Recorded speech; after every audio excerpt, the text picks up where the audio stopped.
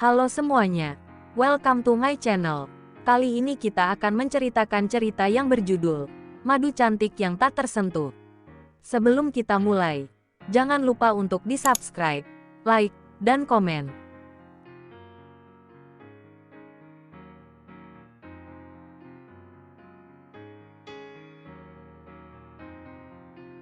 Episode 29, Mimpi Buruk Givari. Tadinya aku gak ngantuk, tapi pas duduk di kursi ini, dan mendengar kisah cinta dari seorang wanita dan pria yang sudah seperti dongeng malam, tiba-tiba aku jadi ngantuk dan ketiduran.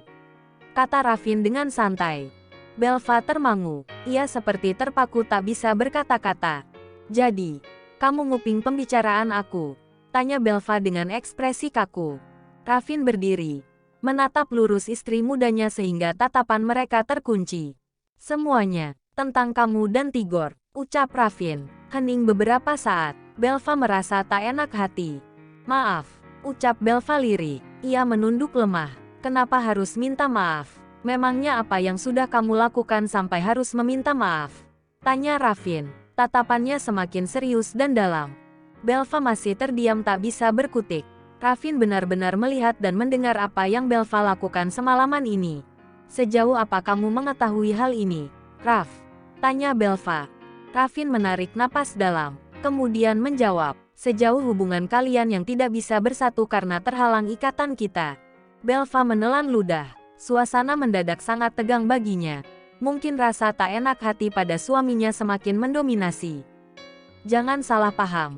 Aku bisa jelaskan semuanya, kata Belva. Dia gugup sekali. Ravin tersenyum tipis.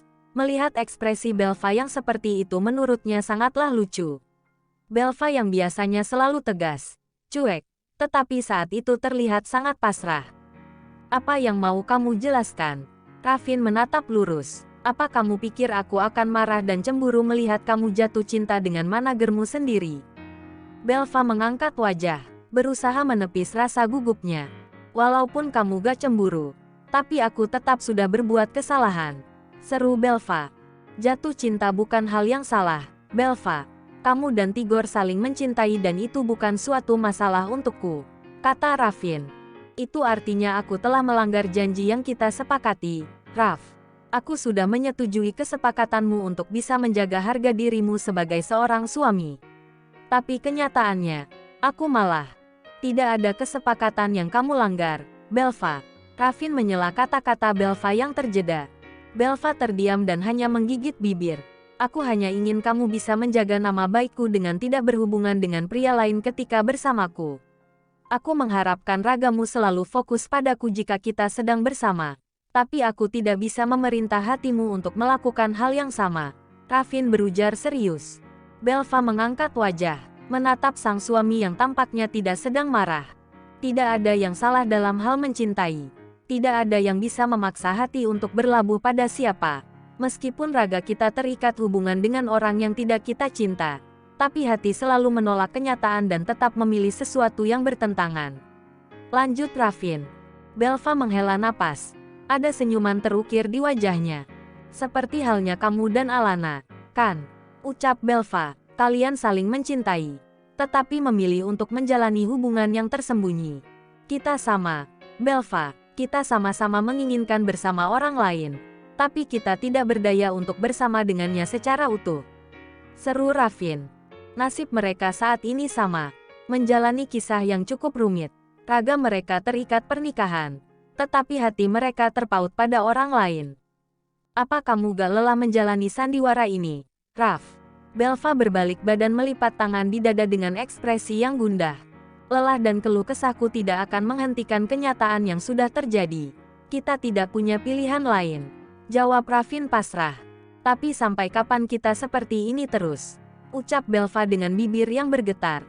Aku gak hanya lelah bersandiwara di hadapan keluarga, tapi lelah karena harus kembali menjalani kisah cinta yang menyedihkan. Aku yang mestinya meminta maaf sama kamu, Bel. Harusnya, itu tugasku membuat kamu bahagia. Tapi, justru malah pria lain yang membuat kamu bahagia. Percayalah, ini jauh lebih menyakitkan, kata Ravin. Membuat Belva tertegun mendengarnya.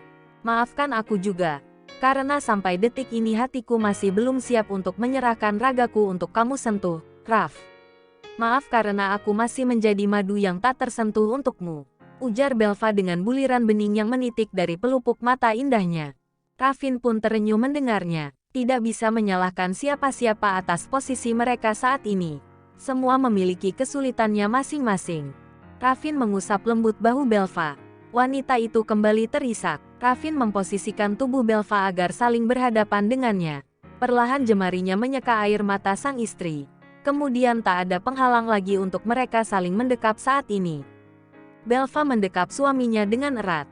Pun sebaliknya, Raffin mengusap lembut rambut istri mudanya. Seolah dekapan itu untuk memberikan kekuatan satu sama lain. Ada secercah ketenangan saat raga itu saling menyatu meski hanya dari sebuah pelukan. Mengingatkan mereka akan pertama kali kisah cinta mulai mereka rasakan kala remaja. Bersabarlah. Kita pasti kuat menjalani takdir ini, kata Raffin, masih dalam dekapan yang erat. Dari arah lain, suara seseorang membuat suami istri yang saling mendekap itu nyaris terlonjak kaget. Kalian di sini toh? Raffin dan Belva melepaskan pelukan. Belva menyeka sudut mata pun dengan Raffin yang sangat terkejut. Ayah, sejak kapan ayah di situ? Raffin melebarkan mata, khawatir perbincangannya tadi terdengar.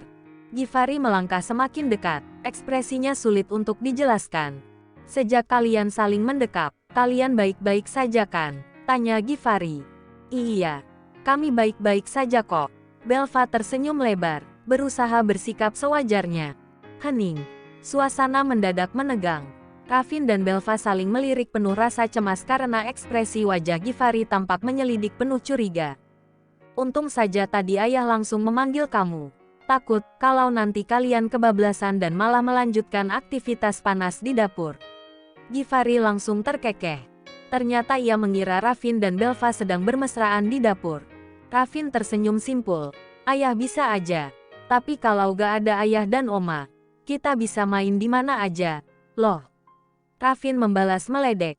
Belva mengernyit keheranan. Tak mengerti gurauan Raffin. Wah, begitu ya. Berarti kedatangan ayah ke sini cukup mengganggu kalian. Kah? Kekeh Givari.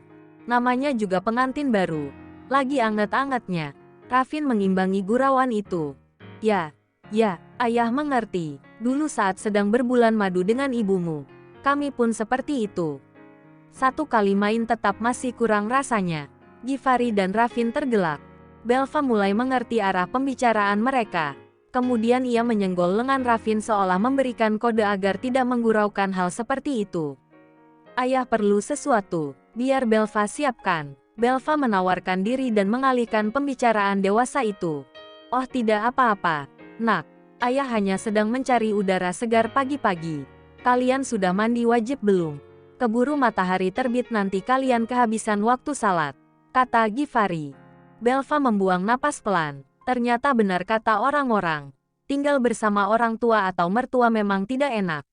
Mereka saja yang sebenarnya tidak pernah berhubungan badan, sudah dibercandakan seperti itu.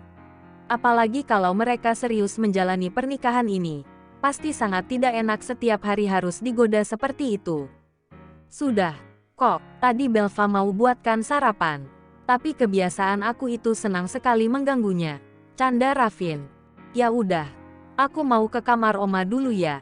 Takut dia membutuhkan sesuatu. Belva beranjak dari dapur, meninggalkan Raffin dan ayahnya yang tengah bergurau.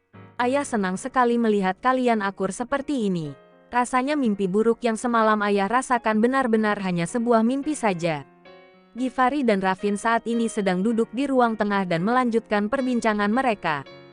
Memangnya ayah mimpi apa? Tanya Raffin. Givari menghela napas dalam. Sorot matanya menerawang mengingat mimpinya tadi malam. Ayah melihat kalian berpisah. Pernikahan kalian hancur karena seseorang. Belva pergi dari hidupmu untuk selama-lamanya, ujar Givari dengan ekspresi yang datar. Raffin termangu. Mimpi itu seperti sebuah sindiran yang tajam. Ayah juga melihat seorang anak perempuan yang cantik sekali.